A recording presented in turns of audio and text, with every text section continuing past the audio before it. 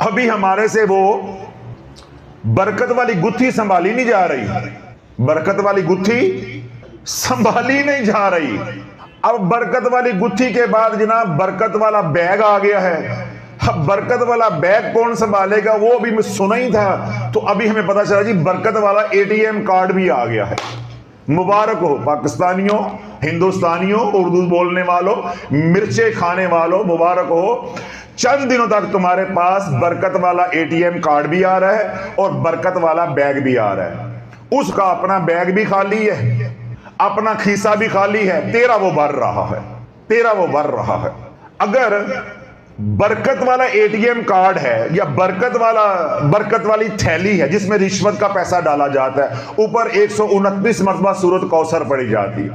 اللہ والے بعض دفعہ مجھے غصہ آتا ہے، لیکن میں کہتا ہوں کہ میرے رب کا نظام کیسا چل رہا ہے۔ ابھی میں نے جمعرات کو بیان کیا تو آپ حضرات کو میں نے 3 الفاظ دیے تھے۔ اللہ جب پکڑنے پہ آتا ہے تو اللہ کے 3 طریقے ہیں۔ اللہ یا تو نکیر کرتا ہے، فوراً پکڑ لیتا ہے، اللہ یا تاخیر کرتا ہے، کچھ وقت دیتا ہے، یا اللہ تدبیر کرتا ہے کہ سارا کچھ اللہ آخر پہ چھین لیتا ہے، ایمان بھی چھین لیتا ہے، اور ایمان کے بغیر، کلمے کے بغیر اللہ قبر میں اتار دیتا ہے۔ اللہ والو، اگر یہ پیر ہمارے، یہ ہمارے پیشوا جن کے پیچھے لاکھوں لوگ لگے ہوئے ہیں، جو یہ اپنی صلاحیتیں، اپنا قیمتی وقت، اپنی جوانی، اپنی توانائیاں برکت والی گتھی پہ لگا رہے ہیں، برکت والے بیگ پہ لگا رہے ہیں، برکت والا یا امیر کر دینے والا وہ ATM کارڈ ہے اس پہ لگا رہے ہیں، اگر یہی وقت جو ہزاروں نہیں لاکھوں گھنٹہ بنتا ہے، اگر یہی وقت انہوں نے امت پہ لگایا ہوتا کہ رزق حلال کماؤ، تو اللہ والو معاشرے کے اندر کیسا انقلاب برپا ہوتا، اور ان بدبختوں کے اوپر بھی کملی والے کی نگاہ ہو جاتی اور ان کی بدبختی دور کر کے اللہ ان کا نام بھی جو ہے خوش بختوں میں لکھ دیتا۔ اور میں یہ کہتا ہوں کہ اب جتنی بھی بدگمانی کر لے، جنہوں نے یہ برکت والی گتھی بیچی اور بیچ رہے ہیں، یا برکت والا بیگ بیچ رہے ہیں، یا برکت والا میں نے بتایا ATM کارڈ آ گیا ہے، اب یہ جو سارا مسالہ بیچا جا رہا ہے، اگر اللہ والو یہی صلاحیتیں، یہی وقت، یہی علم اگر لگایا ہوتا یہ بیان کرنے پہ کہ رزق حلال کماؤ گے تو تمہارے ساتھ کیا ہوگا، رزق حرام کماؤ گے تو تمہارے ساتھ کیا ہوگا، بس امت کو یہی بتاتے جاتے، اللہ والو کسی ایک بندے کی بھی اصلاح ہو جاتی، ایک بندہ بھی رشوت لینے سے باز آ جاتا، ملاوٹ کرنے سے باز آ جاتا، زکوٰۃ عشر دبانے سے باز آ جاتا، بہنوں کا حصہ کھانے سے باز آ جاتا، یا اور کسی اور طرح کا خنزیر ہے وہ کھانے سے باز آ جاتا۔ میرے نبی علیہ الصلوۃ والسلام کے فرمان کے مطابق اللہ کے نبی علیہ الصلوۃ والسلام نے ارشاد فرمایا کہ جس نے ایک بندے کو بھی سیدھے رستے پہ لگایا اس کے لیے جنت ہے، اور جس نے ایک بندے کو بھی غلط رستے پہ لگایا اس کے لیے جہنم ہے، اس کے لیے جہنم ہے۔ خود سوچو اللہ والو تمہارے پیشواؤں کا کیلیبر کیا ہے؟ آپ اتنے ذہین لوگ ہو، اتنے شاطر لوگ ہو، دنیا ڈرتی ہے تمہارے سے، لیکن تم ان کے پیچھے چڑھ گئے ہو، ان جاہلوں کے ہتھے چڑھ گئے ہو، ان جاہلوں کے ہتھے چڑھ گئے ہو۔ کبھی پخانہ اور پیشاب جو ہے اس کو شاپر میں ڈال لیں تو وہ پاک ہو جاتا ہے، پھر کہتے ہیں حضرت صاحب آپ غصہ کرتے ہیں، میں تو کہتا ہوں میرے سامنے ہو تو میں تشریف سیدھی کر کے رکھ دوں، اللہ مجھے کوئی اختیار دے دے بس۔ پخانہ یا پیشاب ہے اس کو شاپر میں ڈالو گے صاف ہو جائے گا، پاک ہو جائے گا، وہ نالی میں بھی ناپاک ہے، وہ شاپر میں بھی ناپاک ہے۔ وہی پخانہ ہے یا پیشاب ہے اس کو پلاسٹک کے برتن میں ڈال لو گے، ٹفن میں ڈال لو گے اسٹیل کے، پاک ہو جائے گا۔ ماربل یعنی پتھر ہے، قیمتی ٹفن ہے یا برتن ہے کوئی، اس میں ڈال لو گے تو وہ پاک ہو جائے گا۔ اب ذرا اپنے دل پہ ہاتھ رکھیں، وہی پہانا، وہی نجاست دنیا کے قیمتی ترین برتن میں ڈال کے اس کے اوپر 129 مرتبہ سورۃ کوثر پڑھو گے، کیا وہ پاک ہو جائے گا؟ بے شرم و شرم کیوں نہیں آتی تمہیں؟ بے شرم و شرم کیوں نہیں آتی؟ قرآن کی توہین کرتے ہو، گتھی کے اندر حرام کے پیسے رکھ کے اوپر سورۃ کوثر پڑھتے ہو، وبال نہیں آئے گا تو اور کیا ہوگا؟ یہی تو شافی روتا ہے کہ یہ وظائف کا زمانہ نہیں ہے۔ سمجھ آئیے بات؟ रिश्वत का माल पर्स में डाल के सूरत कौसर पढ़ोगे, अगले लम्हे तेरे पे रज्जत लगेगी। एक बार रिज्क बढ़ेगा, अल्लाह बढ़ा के ऐसा फंसाएगा कि तेरी 7 नस्लें भी फिर भीख मांग के खाएंगी, और खा रही है। हम हर जुमेरात देख रहे हैं, फिर खा रही है। कोई बंदा, मैंने आपको एक मिसाल दी है कि कोई बंदा पखाने के ऊपर, नजासत के ऊपर, पेशाब के ऊपर सूरत कौसर पढ़ रहा हो, आप उसके साथ क्या करेंगे? बोलो क्या करोगे? लम्हा डालोगे? लम्हा डालोगे? कोई है जो कहता मैं लम्हा नहीं डालूंगा? हर बंदे के जज्बात भड़केंगे ना, गुस्सा आएगा। लम्हा डालोगे? तेरी गैरत गवारा नहीं करती, हालांकि कुरान तेरा नहीं है, वो तेरा कलाम नहीं है, महज तेरा अल्लाह से सिर्फ रिश्ता है, तो तेरी गैरत गवारा नहीं करती। तो जिसका कलाम है, जिसकी किताब है, जब उसकी किताब को नजासत के ऊपर पढ़ा जाएगा तो उसकी गैरत का, उसके जलाल का आलम क्या होगा। शाफी सच्चा रोंदा है, यही ते रोना वा कि अल्लाह वालों आज का दौर वज़ाइफ का नहीं है। बहनों का हिस्सा दबा के पर्स में रखा हुआ है, ज़कात और उर्शर का माल दबा के पर्स में रखा हुआ है, हराम का कमीशन का माल पर्स में रखा हुआ है। उत्ते सूरत कौसर 129 मार ठोकी जाओ, ताकि वो तू सूरत कौसर नहीं पढ़ रहा। अल्लाह तेरे पे अजाब के कील ठोंक रहा है, तेरी नस्लों को बर्बाद करने के लिए। ये जो तूने सूरत कौसर 129 बार पढ़ी है गुत्थी के ऊपर, जब गुत्थी पे पढ़ के तूने यूं करके बंद की है, अल्लाह ने तेरे हाथों से बंदिश लगवाई है, अल्लाह ने तेरे हाथों से रज्जत करवाई है। अल्लाह वालों हजारों लोग हैं जो सूरत कौसर पढ़ के उजड़ गए। हजरत साहब शुरू में हमें बहुत नफा हुआ, हमारा बहुत कारोबार चला, मेरे मियाँ की नौकरी भी लग गई, मेरे घर में हालात भी अच्छे हो गए। बस उसके बाद समझ नहीं आई कि किसी ने हमारे पे वार कर दिया। नहीं, तो रब की जो तरीका है पकड़ने का, रब तेरे से तदबीर करता रहा, तुझे पता ही ना चला। रब तेरे से ताखीर करता रहा, तुझे पता ही ना चला। मैंने जुमेरात को 3 फिक्रे समझाए, 3 लफ्ज समझाए हैं ना कि अल्लाह के पकड़ने का अंदाज क्या है। नकीर, फौरन पकड़ लेता है। अल्लाह ने कहा नहीं, ये लालची हैं, फौरन पकड़ूंगा, इन्हें पता चल जाएगा, ये आजमाए नहीं जाएंगे। अल्लाह ने ताखीर की। जब तूने एक बार सूरत कौसर पढ़ी, एक बार आयत करीमा पढ़ा, एक बार पंसूरता पढ़ा, या एक बार चहल काफ पढ़ा, एक बार हिजबुल बहर पढ़ी, एक बार दुआए सैफी पढ़ी, मारा बड़ा मजा आया। असी घर महफिल कराई है, आयत करीमा पढ़ाया, आज बड़ा मजा आया, हमारा फलां काम भी हो गया है। अब अल्लाह क्या है? अल्लाह देख रहा है, बताते हैं काम हो गया है, बताते हैं काम हो गया है कि मेरे कलाम को कहां पढ़ा गया है, मेरे कलाम को कहां पढ़ा गया, बताते हैं। अल्लाह ने ताखीर की। जब ताखीर की, फिर वही वजीफे पढ़े, फिर कभी छोड़े, कभी पढ़े, कभी छोड़े, फिर अल्लाह ने रजत में ऐसा फंसाया, फिर रोते हैं हजरत साहब आज तक हमें किसी ने यह बताया ही नहीं था, ये तो आपने पहली बार बताया है उम्मत को कि वज़ाइफ के बाद ये हो जाता है। नहीं भाई, हर कोई अपने अपने वक्त में बताता रहा है, मगर तुमने सुना नहीं है, सुना नहीं है। शाफी ने सिर्फ इतना किया है कि तुझे चौराहे में लाकर बेनकाब कर दिया है। क्या कर दिया है? बेनकाब कर दिया। तेरा गंदा और भयानक चेहरा, हवस से भरा हुआ दिल बेनकाब करके अल्लाह ने दिखा दिया है और शाफी को जरिया बना दिया है। और हम तो ये बता रहे हैं कि अल्लाह तेरे साथ, तू रब के साथ ठट्ठा करता रहा, अल्लाह के साथ मजाक करता रहा, तो अल्लाह ने तेरे साथ कैसी तदबीर की है कि तुझे वजीफों के दरमियान अल्लाह ने घेर के मारा है। अब तू वजीफे छोड़ना भी चाहता है तो छोड़ नहीं सकता। हजरत साहब, आपने कहा है सारे वजीफे बंद कर दो, हमने सारे वज़ाइफ बंद कर दिए, हमारे हालात तो और खराब हो गए। माशाअल्लाह, मेरे रब की तदबीरें देखे। अब पढ़ते हैं तो तब मरते हैं, छोड़ते हैं तो तब मरते हैं। कभी तो रातों को उठ के सोचो तुम्हारे रब ने तुम्हारे साथ क्या किया है। तुमने रब के साथ ठट्ठा किया, मजाक किया कि उसका पाक कलाम तू नापाक पैसों, हराम के पैसों के ऊपर पढ़ता रहा कि ये डबल हो जाएगा।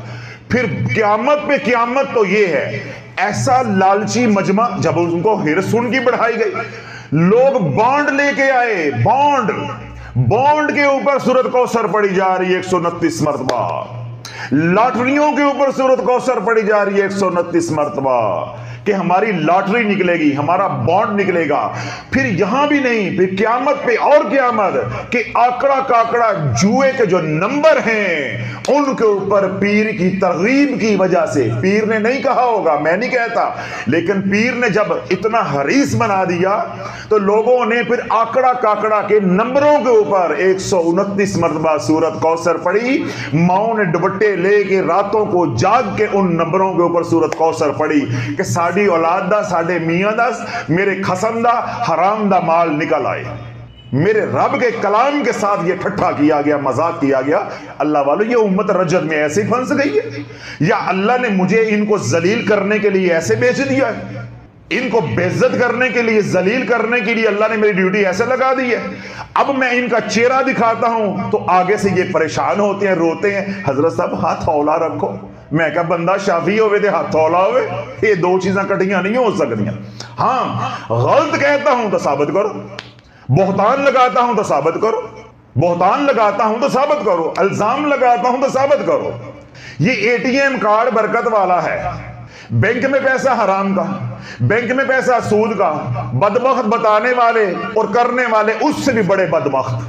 تو 1 روپیہ کما, 1 روپیہ کما, حلال کا کما. میرے نبی علیہ الصلوۃ والسلام نے ارشاد فرمایا کہ جب تو حلال کا پیسہ کما کے, یعنی محنت مزدوری کر کے اپنے بچوں کا رزق کما کے گھر آئے گا, اور گھر آ کے جب تو سو کے اٹھ کے اگلے دن کام پہ جائے گا, مجھے اللہ کی عزت کی قسم ہے تیرے جسم کے اوپر ایک بھی گناہ نہیں ہوگا.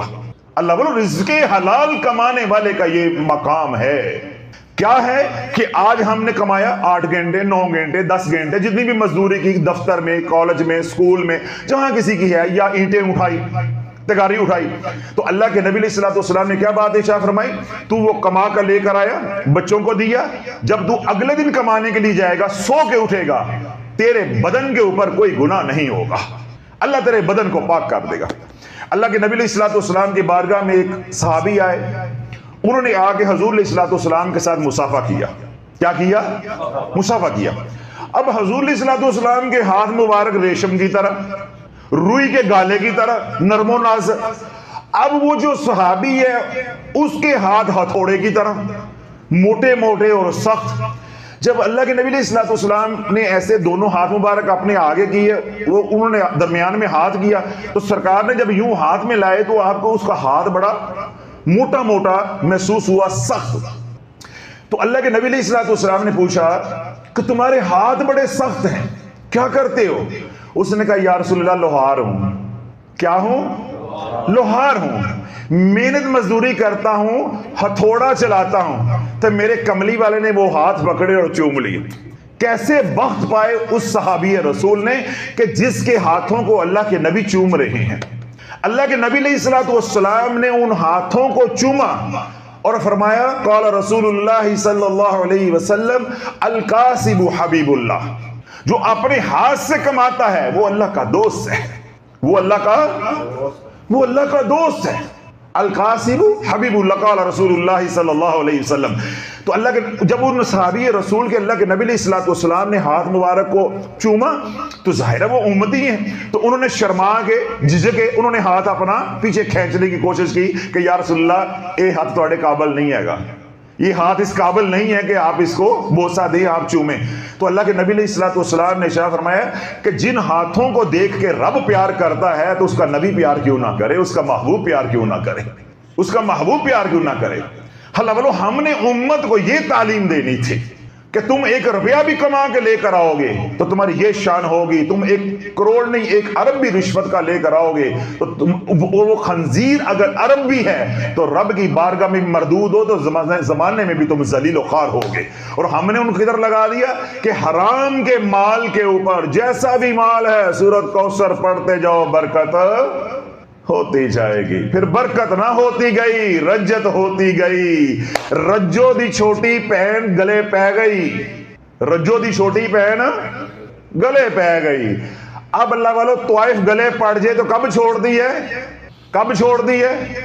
یا سا نہ رہے تو یا برکی نہ رہے. طائف جب گلے پڑ جاتی ہے وہ چھوڑتی تب ہے کہ یا تو سانس ختم ہو جائے تو یا روٹی ختم ہو جائے. طائف چھوڑ دی اس وقت ہے. تو یہ جو رضیہ کی چھوٹی بہن ہے رجت، رضیہ کو ہم پنجابی میں کہتے ہیں رجو، لوگ پوچھ رہے ہیں سب رجت کیا ہے، میں کہا رضیہ کی چھوٹی بہن ہے رجو ہے۔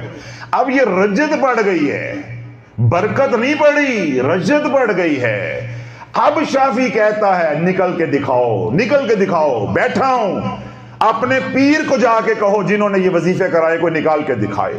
علل اعلان کہتا ہوں، اور 1 دن کا نہیں، 2 دن کا نہیں، قیامت تک کا وقت دے رہا ہوں، کوئی اپنے ہی پھن سے کوئی نکال کے دکھائے، اپنے پھن سے کوئی نکال کے دکھائے۔ میں نے 2 حدیثیں آپ کو رزق حلال کے حوالے سے بتائیں۔ سیدنا سلیمان علیہ السلام، سیدنا سلیمان علیہ السلام، اب سیدنا سلیمان علیہ السلام کا دور چل رہا ہے، تو آپ راتوں کو گشت کرتے ہیں، لوگوں کو پوچھتے ہیں کہ بھائی تمہارا حاکم کیسا ہے، تمہارے کام ٹھیک جا رہے، زندگی ٹھیک جا رہی ہے؟ یعنی جو آج کے دور میں کام ایجنسیاں کرتی ہیں وہ سیدنا سلیمان علیہ السلام خود کر رہے ہیں۔ اب رات کو گشت کر رہے ہیں، میرے رب نے جبریل امین علیہ السلام کو بھیج دیا، آپ نے آپ کی رایا کی حیت بنائی، یعنی ایک عام آدمی کا جو روپ ہے وہ دارا، تو آمنے سامنے آؤ گے۔ اب ادھر سیدنا سلیمان علیہ السلام آ رہے ہیں، ادھر جبریل کھڑے ہیں، ایک رایا بن کر، ایک عام آدمی بن کر، شہری بن کر۔ سیدنا سلیمان علیہ السلام نے پوچھا ہاں بھائی ٹھیک ہو، خیریت ہے، حکومت ٹھیک چل رہی ہے، حکومت صحیح کام کر رہی ہے، تمہارا حاکم کیسا ہے، تمہارا حاکم کیسا ہے؟ اب وہ جو بندہ ہے، یعنی حقیقت میں وہ کون ہے؟ جبریل امین علیہ السلام۔ اب وہ جو بندہ ہے وہ کہتا جی ہمارا حاکم بہت اچھا ہے، کیا کمال کا حاکم ہے، متقی ہے، پرہیزگار ہے، نیک ہے، ایماندار ہے، سب کچھ ہے، مگر اپنے ہاتھ سے کماتا نہیں ہے، اپنے ہاتھ سے کماتا نہیں ہے۔ میرے اللہ کو اپنے ہاتھ سے کمانا اتنا محبوب ہے۔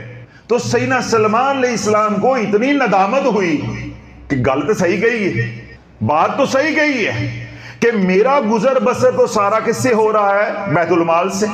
تو آپ نے اس دن سے پھر محنت مزدوری کی، مشقت کی، اپنے ہاتھ سے کمانا جو وہ شروع کیا، اپنے ہاتھ سے کمانا شروع کیا۔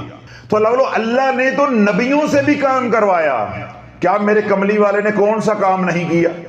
بکریاں بھیڑے چرانے سے لے کے خندق کھودنے تک، اور ایک عرابی کا پخانہ صاف کرنے تک میرے نبی نے کون سا کام نہیں کیا؟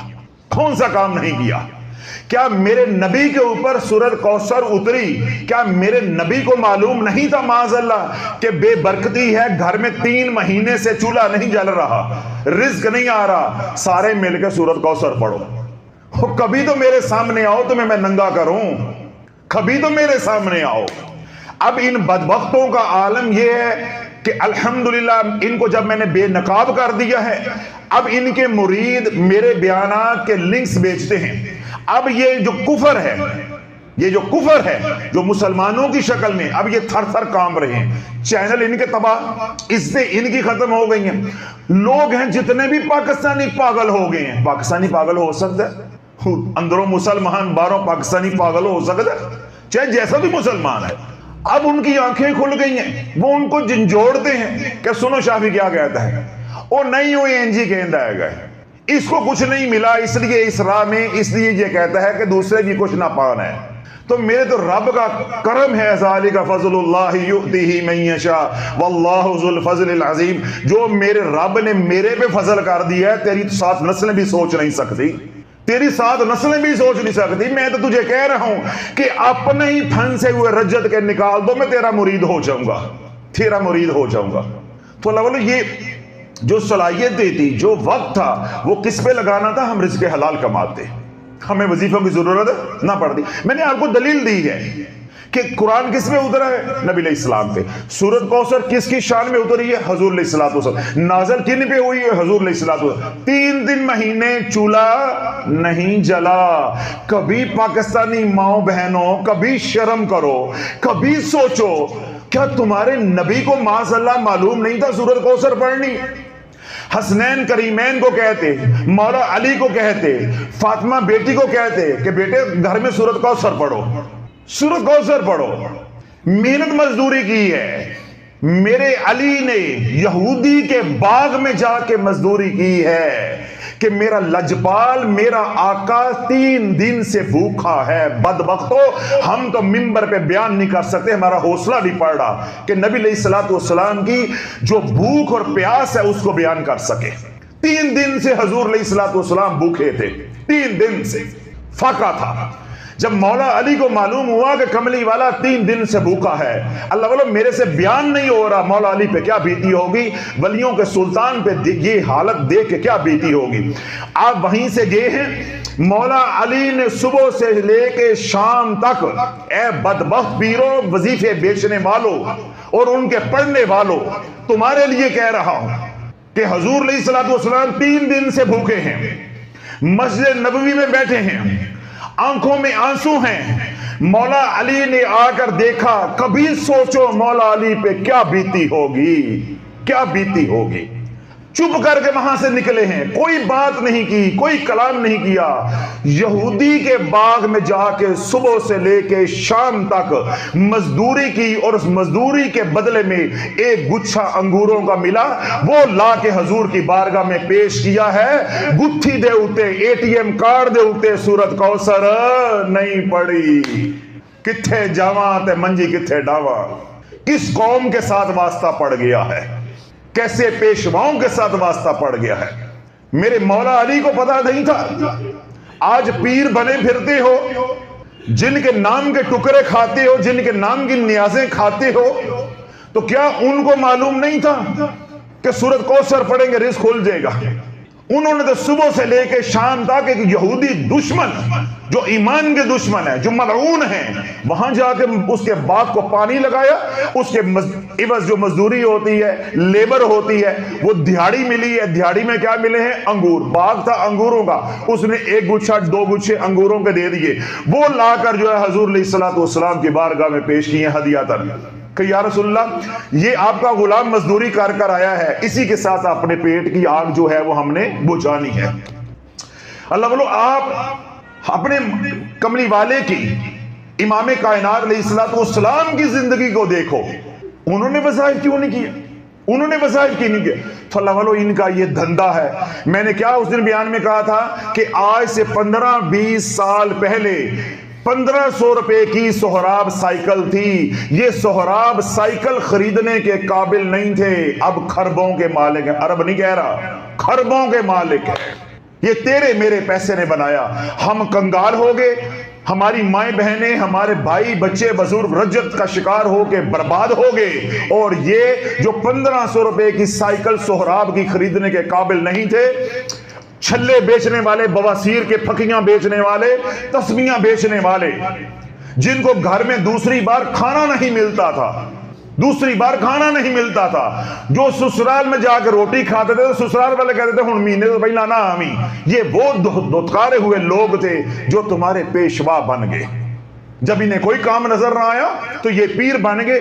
انہوں نے امت کو وظیفے بیچے, اور امت نے شرائط کے بغیر پڑھے, اور امت تباہ ہو گئی. میرے کملی والے نے جو عمل دیا کہ 10 بار سورۃ اخلاص 30 سیکنڈ کا عمل کر لے, تیری دنیا بھی بن جائے گی, تیری آخرت بھی بن جائے گی, وہ ہمیں پسند نہ آیا. نہیں, ساڈے پیر نے کیا 129 باری سورۃ کوثر پڑھنی.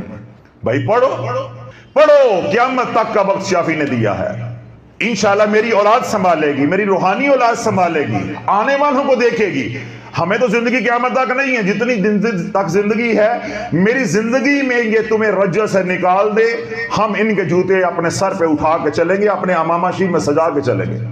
پڑھوا تو لی ہے اور آپ نے پڑھ تو لی ہے, میرے نبی کی زندگی کو چھوڑ کے. رزق حلال کمایا ہوتا, بسم اللہ پڑھ کے کمایا ہوتا, بسم اللہ پڑھ کے کھایا ہوتا, کوئی اور کرنے کا کوئی اور وظیفہ کرنے کی ضرورت تھی؟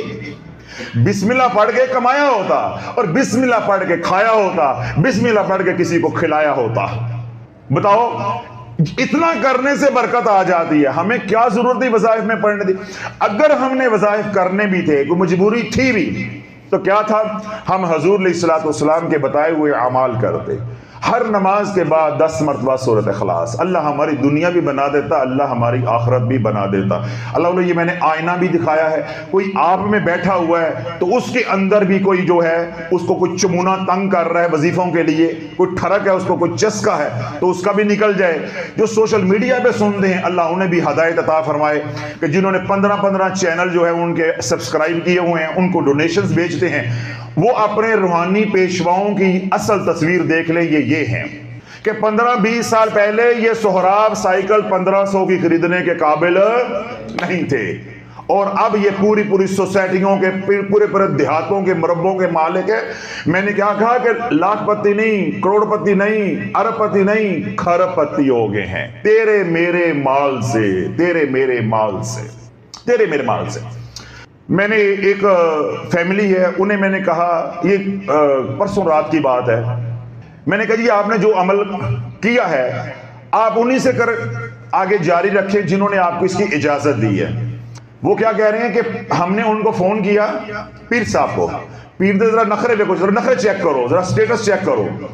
پیر کو فون کیا ہے, ان کو کہا ہے جی ہم بدھ والے دن آپ کے پاس کراچی آ جائیں تو ہمیں جو ہے نا وہ جو بھی آگے پڑھنا ہے. پیر صاحب نے بڑی شان بے نیازی سے کہا بدھ والے دن میں اویلیبل نہیں ہوں, بدھ میں والے دن میں لاہور میں بیٹھتا ہوں. شان ہے کہ نہیں؟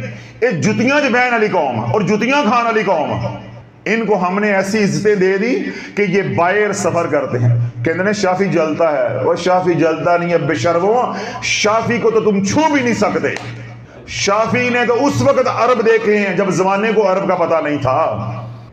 شافی نے اس وقت عرب دیکھا ہے جب زمانے کو یہ نہیں معلوم تھا کہ عرب کیا ہوتا ہے. 2001 دور میں کسی کو کیا معلوم تھا کروڑ کیا ہوتا ہے, عرب کیا ہوتا ہے. مجھے سناؤ گے کہ میں تمہارے مال سے جلتا ہوں؟ نہیں, میں تمہارے اعمال سے جلتا ہوں, مال سے نہیں, اعمال سے جلتا ہوں. اور اللہ کا دیا اب بھی میرے پاس بہت ہے الحمدللہ.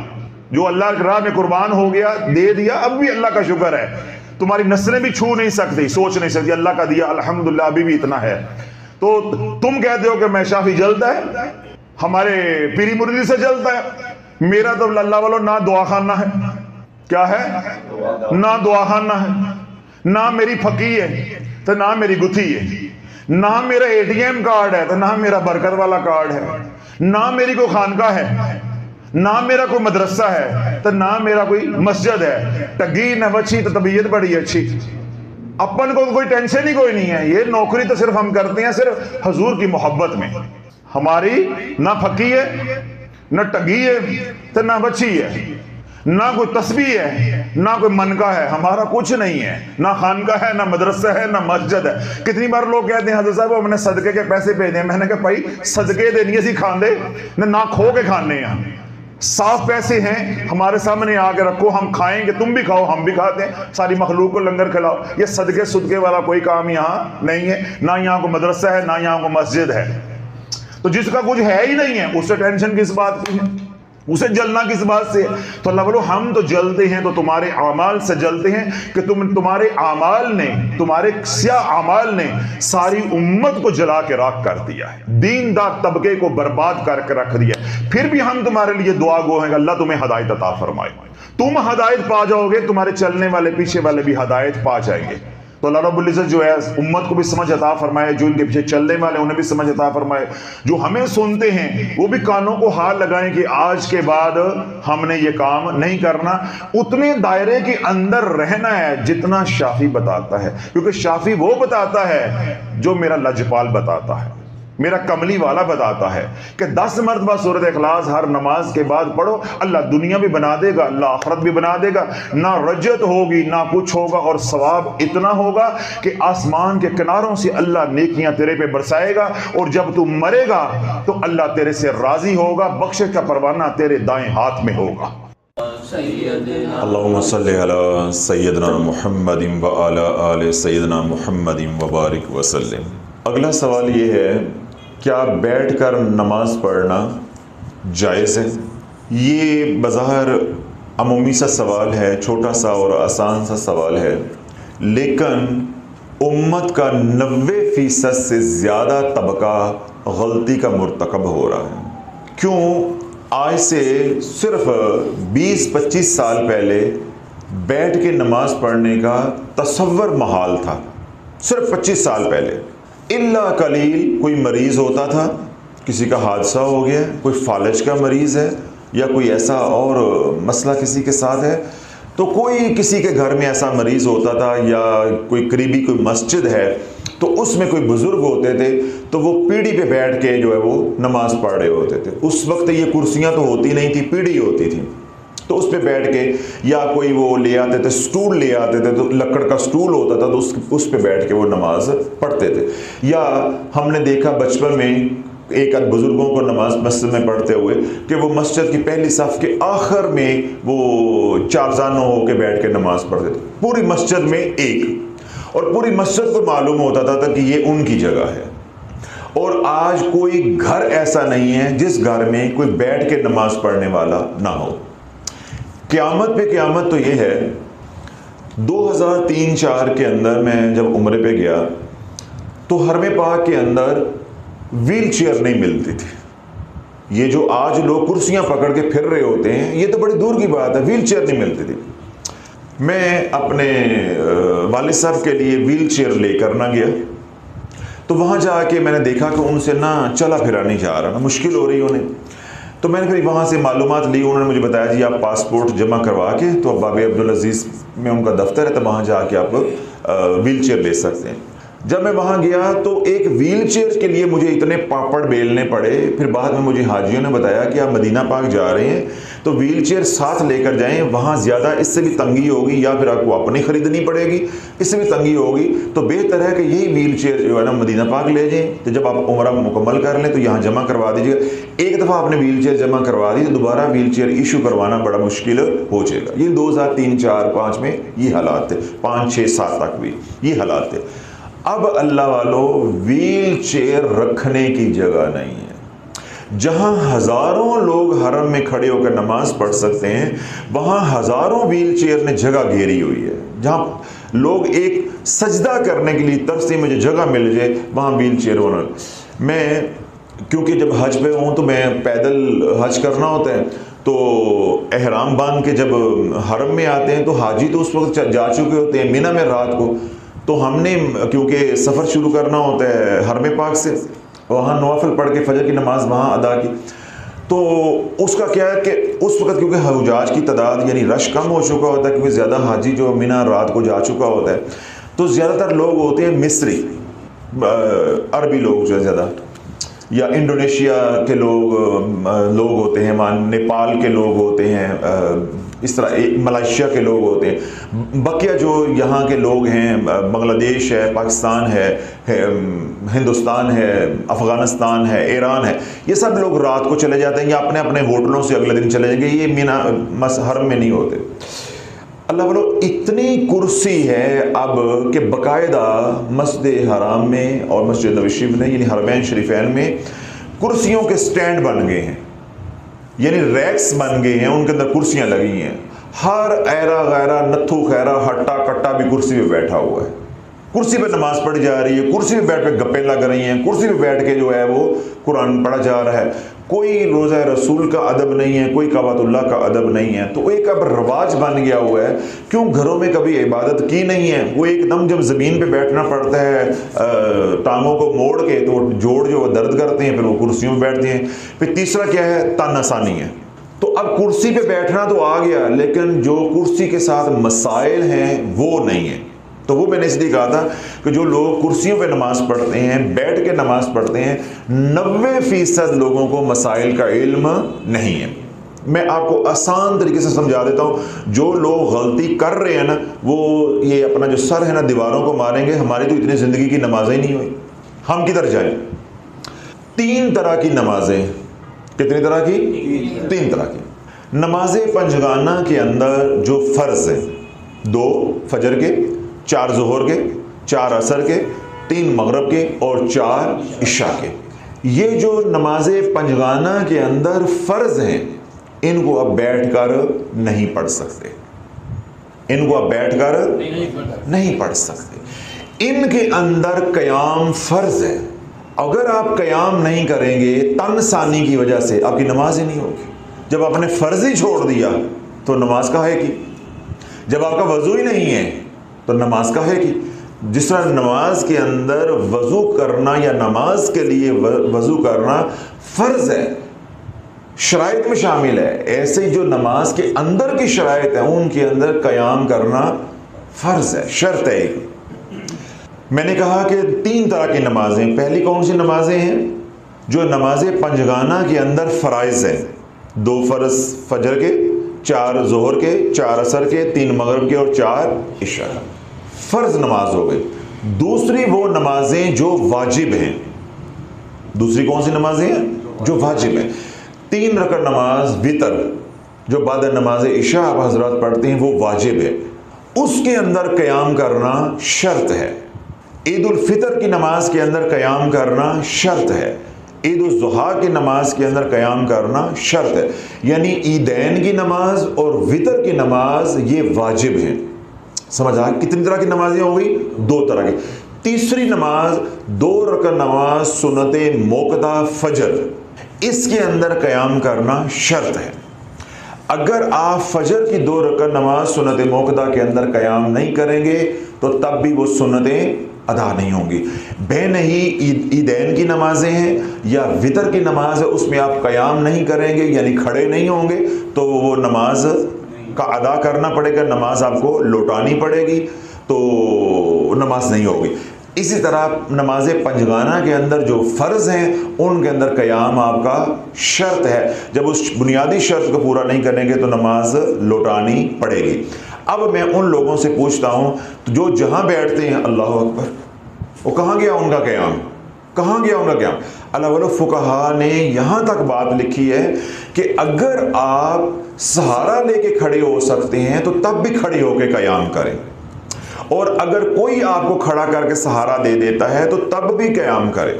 اب اگلی بات ہے، آج کے دور میں جس طرح آرتھرائٹس کا مسئلہ بہت زیادہ ہے، جوڑوں کے درد کا، ٹھیک ہے، یا موروں کا مسئلہ ہے خواتین کو، ٹھیک ہے، تو ان کے لیے کیا ہے کہ اگر واقعی وہ جسم بہت عورتوں کا موٹا ہو گیا، آج کل تو شادی جب ہوتی ہے تو 4 مہینے گزرتے ہیں، اسلم کی شادی سلمہ سے ہوئی، 4 مہینے بعد یہ نہیں پتہ چلتا ان دونوں جو اسلم کیڑا ہے تو سلمہ کیڑی ہے، یعنی یہ قرب قیامت کی نشانیاں ہیں کہ مردوں کی بھی توند نکلے گی۔ تو آج مردوں کے بھی اسی طرح پیٹ نکلے ہوئے ہیں جیسے عورتوں کے، کھا کھا کے آج لوگ زیادہ کھانے سے مر رہے ہیں، پہلے لوگ کھانا نہ کھانے سے، کھانا نہ ملنے سے مرتے تھے۔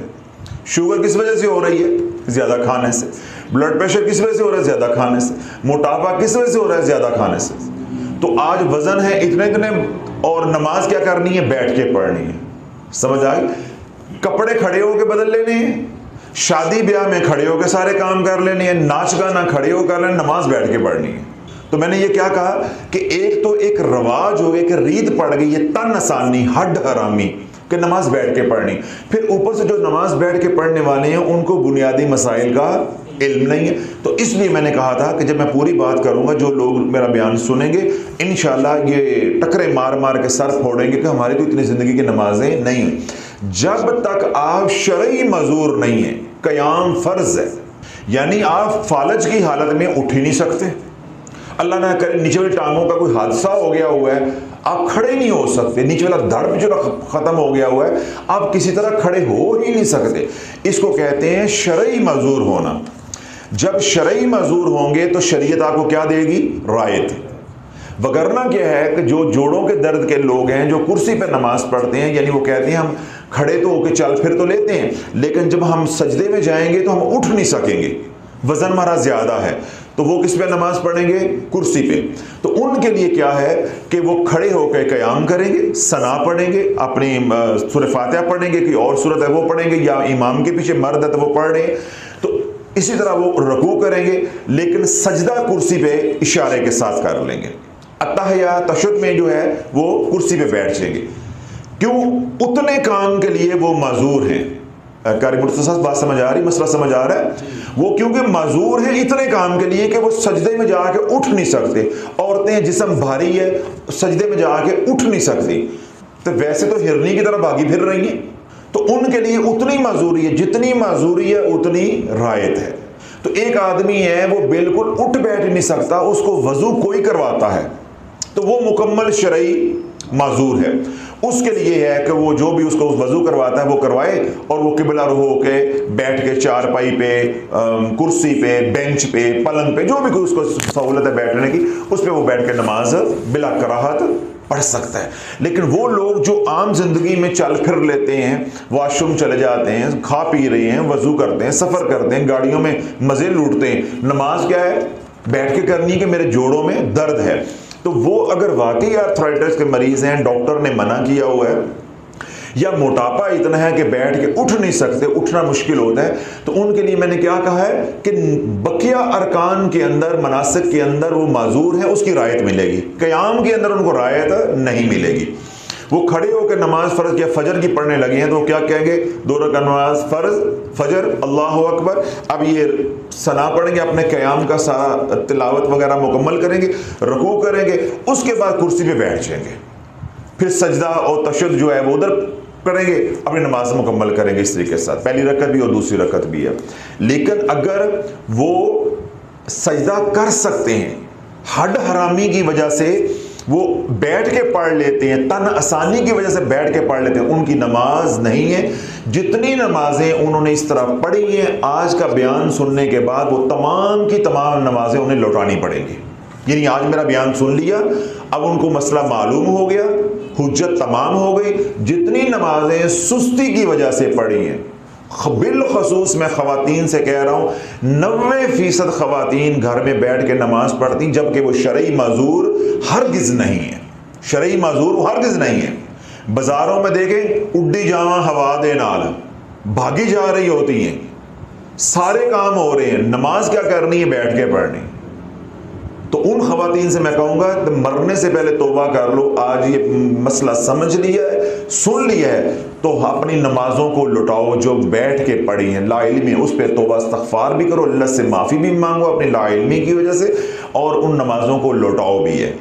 اور آئندہ موٹا سا میں نے اصول بتا دیا، جتنے آپ معذور ہیں اتنی آپ کو رعایت ہے، بیٹھ کے اٹھ نہیں سکتے تو بس کیا ہے؟ اتنی رعایت ہے، کھڑے کھڑے آپ کر سکتے۔ ہاں اس طرح یہ ہے کہ نماز میں دوسری رکعت میں امام اٹھا تو اب آپ نے کیونکہ بیٹھ کے کرسی پہ نماز پڑھیں تو جب امام قیام میں جائے گا تو آپ کرسی سے دوبارہ کھڑے ہو جائیں گے۔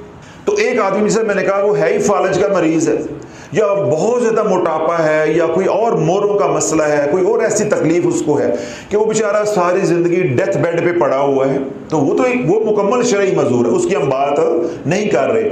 ہم 90% ہڈ حرام لوگوں کی بات کر رہے ہیں، اور ان بے شرم اور لا علم ڈاکٹروں کی بات کر رہے ہیں، بے عمل ڈاکٹروں کی بات کر رہے ہیں، جو ذرا سا بھی مریض جاتا ہے میرے جوڑوں میں درد ہے، اس کو کہتے ہیں کموڈ استعمال کرو۔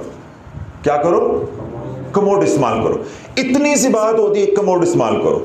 جس طرح آج کل ایک رواج بن چکا ہوا ہے کہ آج اگر آپ کا پریگننسی ٹیسٹ آپ کی اہلیہ کا وہ آ گیا مثبت، آپ گائنیکولوجسٹ کے پاس گئے، وہ نو نو نو نو، زمین پہ پاؤں نہیں رکھنا، زمین پہ پاؤں نہیں رکھنا، بیڈ ریسٹ۔ اب وہ جو بچی بیاہ کے بہو بن کر آج آئی ہے، اس نے پہلے 2 مہینے ویسے کیا کیا ہے؟ کام نہیں کرنا۔ وہ ایک رسم ہندوؤں کی ہمارے ہاں کہ کام نہیں کرنا، صرف کھانا ہے۔ 2 مہینے اس نے مہینہ وہ بیٹھ کر کھایا، اس کے بعد وہ فیملی وے پہ آ گئی، بعد میں ڈاکٹر نے کہہ دیا 9 مہینے پیر تھلے نہیں لانا، پیر تھلے نہیں لانا۔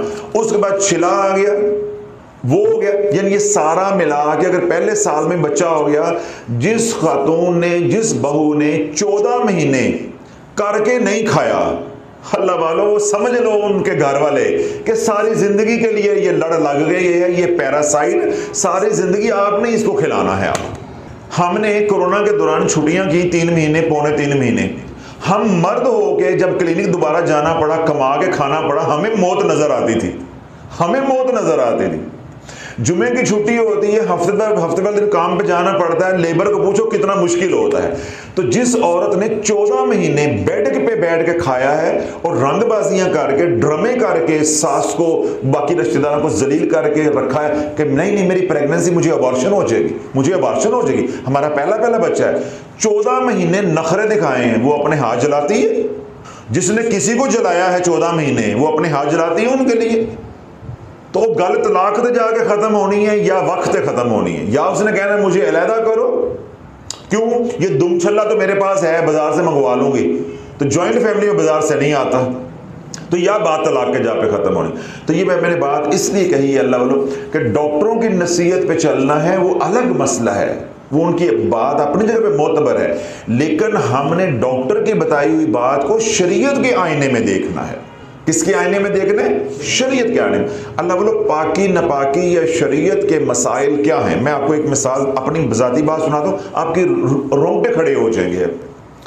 شریعت اجازت دیتی ہے کہ آپ کا وزن زیادہ ہے, آپ جوڑوں کے مسائل ہیں, جس طرح میں نے کہا آج آپ ڈاکٹروں کے پاس جاتے ہیں یا آپ کی عمر 50 سال ہو جاتی تو آپ ڈاکٹر کو جا کے بتاتے ہیں آرتھوپیڈی کو کہ ڈاکٹر صاحب میری عمر 50 سال ہے.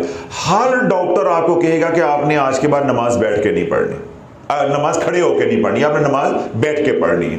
کیوں؟ وہ کہتے ہیں جی 50 سال کے بعد جوڑوں کے اوپر اتنا وزن نہیں ڈالو, آپ کو وہ منع کر دیں گے. اور پھر آپ کو دوسری ڈاکٹر ہر آرتھوپیڈک آپ کو یہ ایڈوائز کرے گا کہ آپ نے گھر میں کموڈ استعمال کریں, جاتے کیا کریں؟ کموڈ استعمال کریں. ٹھیک ہے, آپ کسی بھی مفتی سے یہ مسئلہ سمجھ لیں, وہ کہے گا ٹھیک ہے ڈاکٹر نے کہا ہے تو اس کا مطلب شرعی عذر ہے, آپ کموڈ استعمال کر سکتے ہیں.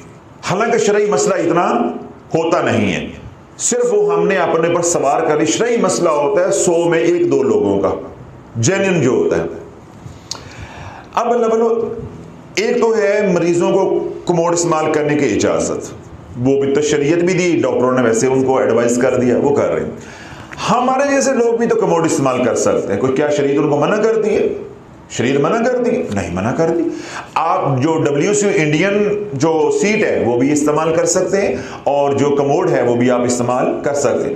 ہاں اس میں شریعت یا علماء نے یہ احتیاطیں بتائی ہیں کہ کموڈ جو ہے اس کو پانی نہ گرا ہو, وہ خشک ہو وغیرہ وغیرہ, اس کی شرائط وہ ایک علیحدہ مسئلہ ہے, وہ بتائیں گے. ان کا خیال کر کے, کپڑوں کا خیال کر کے, چھینٹوں کا خیال کر کے آپ کموڈ استعمال کر سکتے ہیں. اگر کموڈ استعمال کرنے کی اجازت ہے, ذرا جاگتے رہیے گا عمر شریف, کموڈ کو استعمال کرنے کی اجازت ہے تو میں نے بھی کملی والے کا کلمہ پڑھا, پہ مجھے بھی تو اجازت ہے کہ مجھے اجازت نہیں ہوگی کہ میں اتوں آیا ہوں, مجھے بھی تو اجازت ہے. اب آپ سنو, جب ہم نے یہ جگہ خریدی تو جو پہلے پرانا گھر تھا اس کے جتنے بھی کمرے تھے سب کمروں کے ساتھ اٹیچ, میں 4 میرے غالباً باتھ روم تھے یعنی واش روم تھے, چاروں کے اندر کموڈ لگے ہوئے تھے. اور ایک سرونٹ کوارٹر تھا جس جگہ پہ یہ اب ذکر حال بن گیا ہے, یہاں پہ ملازمین کے لیے وہ WC سیٹ لگی ہوئی تھی. جب ہم نے اس کو سارا وہ ذرا ڈیمالش کیا, بنانا شروع کیا, تو اب جن کمروں کے اندر کموڈ لگے تھے واش رومز کے اندر وہ کچھ کے تو ختم ہو گئے. میرے بیڈ روم کا جو واش روم تھا اس کو باری آنی تھی بعد میں, ذرا اوپر والا سارا گھر بنتا تو وہ کمرہ تبھی ختم ہونا تھا نا. تو جب تک وہ ختم نہیں ہوا تو ظاہری بات ہے ہم نے کیا کرنا تھا, وہی استعمال کرنا تھا. باقی تو ہم نے مریضوں کا ختم کر دیا, جو آپ واش روم استعمال کرتے ہیں وہاں بھی سیٹ لگا دی, وہ ختم کر دی, کموڈ ختم کر دیا. اب کیونکہ ہماری رہائش تھی اس کمرے کے اندر, تو ہمیں یہ تھا کہ باقی سارا بن جائے گا تو یہ گرا کے, کیونکہ اندر رہ کے بنا رہے تھے نا, تو اس کے اندر تو ہماری رہائش تھی, تو ہم کموڈ ختم نہیں کر سکتے. اب بہت زیادہ جاگتے رہنا ہے اندر بھی اور باہر بھی. آپ یہ دیکھو کہ جو میرے بیڈ روم کا واش روم ہے اس کا 6 انچ کا پائپ, کتنے انچ کا؟ 6 انچ کا پائپ ہے جو کموڈ سیٹ کے ساتھ ڈائریکٹ جو ہے پی ٹریپ کے ساتھ لگا ہوا ہے, اور 2 فٹ کے بعد ہودی میں گر رہا ہے, مین ہول کے اندر گر رہا ہے, مین ہول کے اندر گر رہا ہے. وہ بلاک ہو سکتا ہے. یعنی یہ سوشل میڈیا پہ بھی میں نے بات اب سنا دی ہے صرف اس کی گہرائی کو سمجھانے کے لیے. یعنی بندے کی عقل میں نہیں آ سکتا کہ یہ کموڈ کیسے بلاک ہو سکتا ہے. اب ادھر جو ہے مستری لگے ہوئے ہیں, کام ہو رہا ہے, ادھر کموڈ جو ہے وہ بلاک ہو گیا. اور جتنی دیر کموڈ کا استعمال رہا ہے میری زندگی اجیر رہی ہے 6-7 مہینے. یعنی جب بھی میں نے جانا ہے میں نے نہانا ہے, جب بھی میں نے جانا ہے میں نے نہانا ہے, کیونکہ میں اس طرح کی میری عادت نہیں ہے استعمال کرنے کی. حالانکہ ہم 2 میاں بیوی تھے, اس میں بچے تو تھے نہیں, تو جو بچے تھے, ہم بیٹی تھی تو وہ چھوٹی تھی, تو یعنی نہ ہونے والے حساب ہو گئے نا, وہ بچہ تو کموڈ نہیں استعمال کر رہا نا, تو ہم 2 میاں بیوی کموڈ استعمال کرتے. اس کے باوجود کموڈ ڈرائی بھی ہوتا تھا, خشک بھی ہوتا تھا, میرا دل نہیں مطمئن ہوتا. میں نے جب بھی بیت الخلاء جانا ہے وضو کے لیے, جس کے لیے کموڈ اگر استعمال کیا تو میں نے نہانا ہے, تو میرے لیے تو زندگی عذاب بنی ہوئی تھی. اب سردی گرمی میں کیسے آپ 2-4 دفعہ نہا سکتے ہیں. اللہ کا نظام ایسے چلا, کموڈ ہو گیا بلاک. پہلے اپنے لوگوں نے ٹرائیاں ماری, سلوکیں ماری, کیا کچھ نہیں ہو رہا, سمجھ نہیں آ رہی. پھر انہوں نے جا کے باہر سروس لائن پہ مین ہول کا جو وہ ڈھکن ہے, ہودی جو ہے, اس کا ڈھکن اٹھا دیا. ادھر سے سلاخیں مار رہے ہیں, کہہ رہے ہیں جی سلاخ اندر بھی جا رہی ہے, تو پانی کیوں نہیں آ رہا؟ کموڈ جو ہے پانی سے بھرا ہوا ہے, پانی ڈرین نہیں ہو رہا, سمجھ نہیں آ رہا. وہ اب رات کا بلاک ہوا ہے, اگلے دن تک. اب رات کو کئی بار انسان کو ضرورت پڑ جاتی ہے, تو بڑی مسئلہ. اس وقت دوسرے ابھی کوئی واش روم تیار بھی نہیں ہوا تھا, وہ ایک ہی واش روم تھا ہمارے پاس, بڑی پریشانی بن گئی. اگلے دن صبح جو گٹر صاف کرنے والے لوگ ہوتے ہیں, اسپیشلسٹ جو ان کے ہوتے ہیں, ان کو لے کر آئے. اللہ سونے کا نظام ہے کہ وہ بندہ جو آیا تو اس کے چہرے کے اوپر سنت رسول تھی, چھوٹا سا قد, اور اس کے چہرے کے اوپر ایک عجیب نور تھا. میں نے جب دیکھا ان کو تو میں بڑا پریشان ہوا. میں نے کہا یہ مسلمان ہیں اور یہ تو اللہ کرنے والی روح ہے, یہ کس کام لگی ہوئی ہے؟ تو مجھے رو کے کہنے لگا, جب ڈاکٹر صاحب ذریعہ روزگار کوئی نہ ہو تو کیا کریں, پھر یہ کام کر رہے ہیں. میں نے اس کے لیے بڑی دعا کی کہ اللہ رب العزت ان کو کوئی ذریعہ روزگار جو ہے, طیب رزق جو وہ عطا فرمائے اور آسانی والا رزق عطا فرمائے, کہ وہ مسلمان ہو کے یہ کام کر رہے ہیں, اور بہت سی قومیں ہیں یہ کام کرنے کے لیے. تو خیر انہوں نے جب گٹر صاف کیا, وہ سلاخ مارتے رہے. پھر ان کے پاس لکڑیاں ہوتی ہیں بانس کی, وہ انہوں نے ماری. وہ کہے جی میں ادھر سے گزارتا ہوں, ادھر چلی جاتی ہے, آگے سمجھ نہیں آ رہی یہ پائپ جاتا کدھر وہ ہے. میں نے کہا جی مجھے تو پتہ نہیں ہے, ہم نے تو بنا بنایا لیا گھر, ہمیں کیا پتہ کدھر جاتا ہے, یہ تو آپ ہی کرو. خیر اب شام ہو گئی, اس نے پیسے لیے, وہ چلا گیا. اس نے کہا جی جتنا میرا کام تھا میں نے صاف کر دیا, آگے گٹر کی لائن توڑائیں تو پتہ چلے گا یہ پانی کیوں رکا ہوا. کہانی سمجھ آئی؟ لگ رہا ہے نا کہ میں کوئی جاسوسی ناول آپ کو سنا رہا ہوں. کوئی کہانی کا سرا نظر آیا؟ کوئی سر پیر آپ کو ابھی تک میری بات کا سمجھ نہیں ہے, مجھے بھی نہیں آیا تھا. آخر شام کو میں نے نا عمران کو بلایا. میں نے کہا ہتھوڑا لے کر آ. کہتا کیا کرنا ہے؟ میں کہا سیٹ کو توڑو. تو مجھے وہ کہتا ہے میرے منہ کی طرف دیکھے.